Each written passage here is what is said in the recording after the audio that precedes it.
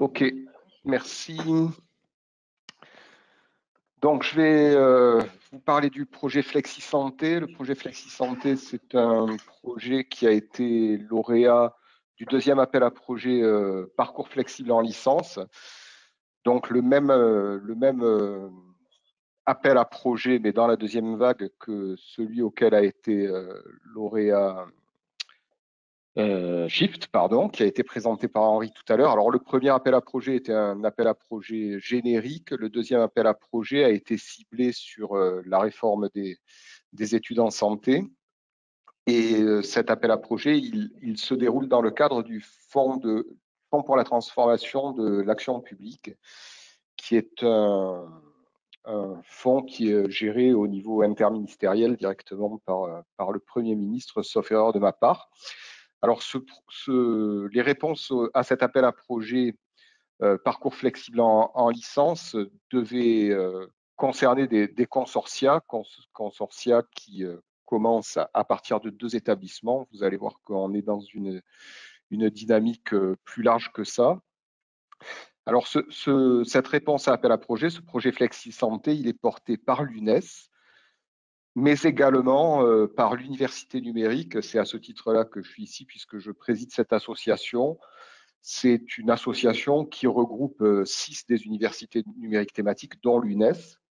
Le porteur donc principal de ce projet, c'est l'UNES, mais avec l'université numérique en accompagnement, parce que nous ne nous préoccupons pas que des formations en santé, mais aussi, comme vous allez le voir, nous nous préoccupons également de formations dans d'autres champs disciplinaires.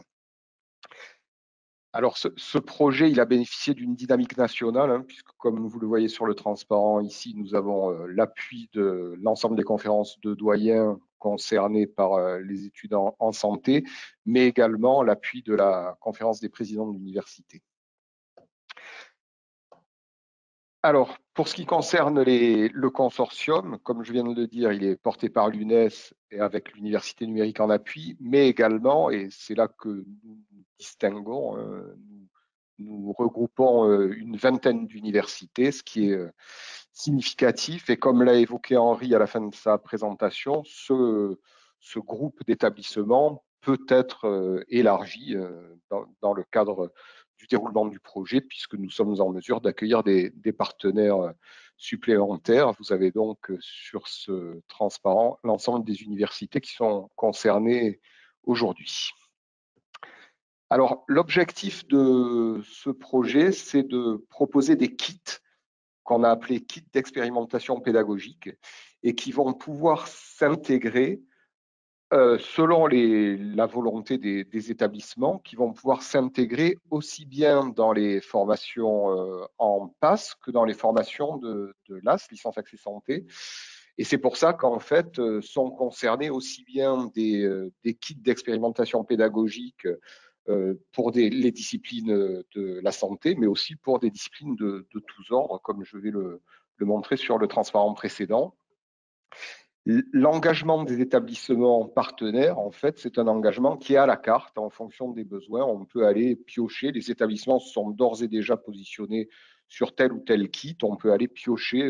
À terme, on pourra aller piocher dans la base de kits pédagogiques et choisir les kits qui nous intéressent. C'est également un engagement qui est souple autant que possible et évolutif, puisqu'on peut imaginer que des établissements qui ne s'étaient pas positionnés sur tel ou tel kit pourront le faire à l'avenir. Et a priori, selon nos estimations, on a 11 000 étudiants qui seront concernés une fois que le projet sera arrivé en régime de croisière, et on devrait avoir 4 000 heures d'enseignement concernées par les différents kits. Alors, ces kits, justement, ces kits d'expérimentation pédagogique, ce sont des modules d'apprentissage et des espèces d'UE, si on peut dire, qui vont correspondre au minimum à 10 ECTS. C'est la limite que nous avons fixée. Et une chose qui est importante également, mais ça a déjà été évoqué par Henri dans le cadre du projet Shift, c'est que la part du tutorat dans l'accompagnement des étudiants qui suivront ces kits d'expérimentation pédagogique, la part du tutorat est très importante et on va le voir plus tard. Alors, quelques exemples de kits. Je ne les ai pas tous listés ici, mais ça donne une première idée.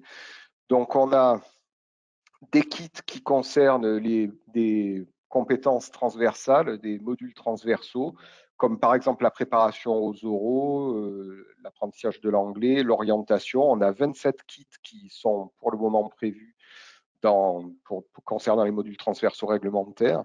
On a également des kits disciplinaires, alors qui peuvent concerner là par exemple l'économie, la gestion, STAPS, la psycho, les sciences pour l'ingénieur, l'informatique, etc. On a des kits d'expérimentation qui concernent les disciplines santé pour les mineurs santé, voilà, en LAS. Et puis des kits disciplinaires ouverts avec des disciplines, par exemple ici on a les sciences des données pour la santé, sciences des soins infirmiers, méthodologie de recherche en santé, et finalement des kits d'expérimentation qui concernent directement les licences mention sciences pour la santé. Alors, voilà. Donc, le pilotage, je ne vais pas m'appesantir sur le pilotage, c'est pas forcément capital, mais ce qu'il faut retenir de ça, alors sur la partie droite, il y a la comitologie du projet, je vous en fais grâce. Ce qu'il faut retenir, en fait, c'est que ce projet Flexi Santé, qui va développer des kits disciplinaires en santé et en STAPS d'une part, mais aussi en hors santé et STAPS d'autre part, comme je viens de l'évoquer. Pour ce qui concerne les kits disciplinaires en santé et STAPS, bien évidemment, c'est l'UNES qui les pilotera.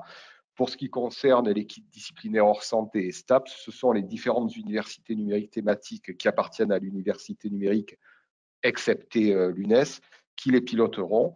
Et pour chaque kit, on aura un porteur de kit qui coordonnera le travail de développement des kits en question. Alors, quelques éléments budgétaires pour que vous puissiez vous rendre compte de l'ampleur de ce projet. Le consortium d'établissements va financer le projet à hauteur de 2,5 millions d'euros. Quant au financement qui est apporté par le Fonds de transformation de l'action publique, il est de 5,5 millions d'euros. Ça fait donc un projet de 8 millions d'euros, ce qui n'est pas rien. Et vous voyez sur le petit tableau qui apparaît sur ce transparent, ce qui était attendu par le ministère dans le cadre de la réponse à l'appel à projet et le pourcentage, enfin ce que nous proposons nous dans notre projet, vous pouvez vous rendre compte que nous avons 25% des financements qui vont être utilisés pour de la production de ressources, 17% qui vont être utilisés pour le développement de questions numériques, hein, notamment Henri a évoqué les logiciels de gestion des formations. Hein. Bon, ben, clairement, là, il y a une part de ce financement, du financement du projet qui va être consacré aux aspects informatiques, mais une part très importante, vous voyez quasiment 58% du financement va être consacré à du tutorat. C'est donc une partie très, très importante de ce projet et de la réussite de ce projet. Alors, le calendrier, vous voyez que ce projet va courir sur 33 mois. Il a démarré en mai 21 et donc là, nous sommes en train de mettre en place la gouvernance du projet et l'organisation des différents kits. La deuxième phase, qui va s'étaler sur la prochaine année universitaire, elle va consister à produire les premières ressources pédagogiques, mais également à les évaluer dans le cadre des premiers usages. Et la phase 3, l'année suivante, de septembre 22 à août 23, elle verra la massification de la production des ressources et la mise en place du tutorat. Le projet se terminera en janvier 24 avec la fin des productions et la diffusion au niveau national de ce qui aura été développé dans le cadre du projet.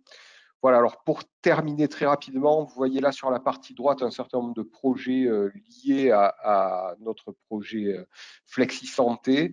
Bon, je ne m'appesantis pas là-dessus, mais comme vous l'avez compris, il y a une synergie qui existe entre le projet Shift, le projet Hybridium et le projet Flexi Santé, mais également un projet qui a été évoqué tout à l'heure par Henri, qui s'appelle le projet Punchy, qui est également un projet qui a été lauréat du fonds d'amorçage de 1 million d'euros dans le cadre du plan de relance, comme Hybridium en fait, hein, et qui est un projet qui est porté par l'université numérique, qui vise à mettre en place des micro-contenus qui vont être utilisés dans différents cadres, dans différents projets d'hybridation, et notamment, je prends un exemple, hein, l'apprentissage de l'anglais, on a déjà commencé à travailler sur des micro-ressources concernant l'apprentissage de l'anglais dans le cadre du projet Punchy.